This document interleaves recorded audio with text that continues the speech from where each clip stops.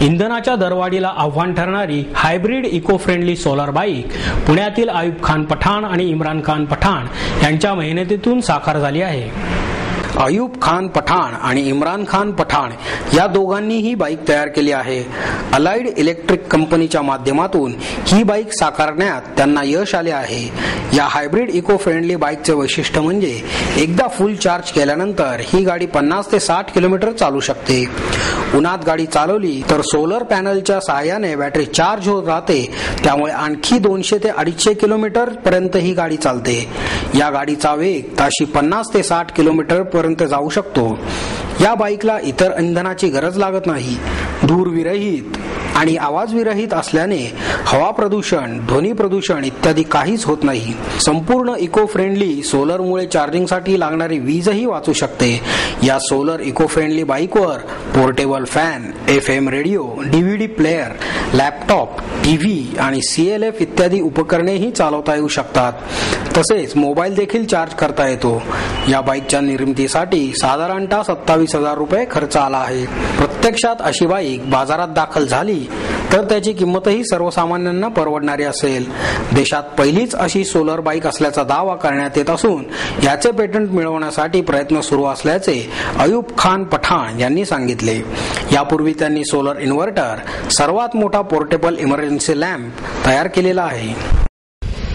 माझं नाव अयूब खान पठाण, हा माझा पुतण्या आहे इम्रान पठाण.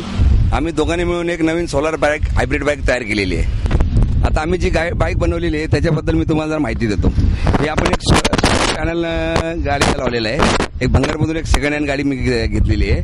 त्याला एक सोलर पॅनल लावून एक त्याच्या थ्रू आतमध्ये एक कंट्रोल कार्ड बसवलेले आहे. आतमध्ये 10 अँपिअरचा चार्जर कंट्रोलर म्हणतात. त्याच्या थ्रू ही बॅटरी इथे चार्ज होते, DC.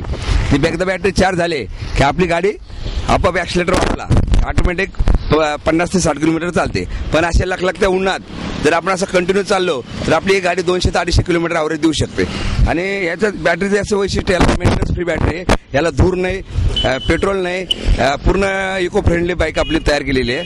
टोटल म्हणजे याला आपण जे म्हणतो आता प्रदूषण होतंय, हे होते, आपण फक्त बोलत असतो. पण आपण बी समाजासाठी काहीतरी देणं लागतो. म्हणून आम्ही त्या हिशोबाने का नाही आपण आपल्यापासून सुरुवात करावं ह्या हिशोबाने आपण एक सोलर बाईक बनवलेली आहे. या बाईकचं एक सर्वात महत्त्वाचं वैशिष्ट्य म्हणजे या इको फ्रेंडली बाईकवरती, सोलरवरती आपण एक मल्टीपर्पज सॉकेट दिलेलं आहे. याच्या थ्रू आपण DC फॅन, आता मी तुम्हाला मगाशी दाखवलंच आहे, DC फॅन, 3-4 CFL, एक tubelight, mobile charging, TV, laptop, हे सर्व काही इक्विपमेंट आपण त्याला जोडू शकतो विदाउट लाईट, विदाउट एनर्जी.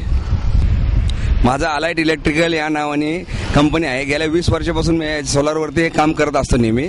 त्यामुळे माझे प्रोडक्ट बाजारात जे हातगाडी वगैरे असतात ते लोकांना पहिले कसं गॅस बत्त्या वगैरे वापरायचे, त्यांना आपण सर्व लोकांना सोलार लाईट सप्लाय केलेले. ते लाईट एकदा चार्ज केला तो रोज त्यांना 8 तास चालतो. हे आपला अल्बारा ब्रँड आहे. तो त्या ब्रँडने आपण पुण्यातल्या 90% हातगाड्यांना म्हणजे रॉकेलच्या इंजिनमध्ये बचत केलेली आहे. आणि त्यानंतर आपण सोलार इमर्जन्सी लाईट बनवतो, सोलार इन्व्हर्टर बनवतो. आणि जगातला सर्वात मोठा पोर्टेबल इमर्जन्सी लाईट आतामध्येच आपण श्रीमंत दगडूशेठ हलवाई गणपतीला आणि पीर कमर अली दरवेशला अर्पण केलेलं आहे.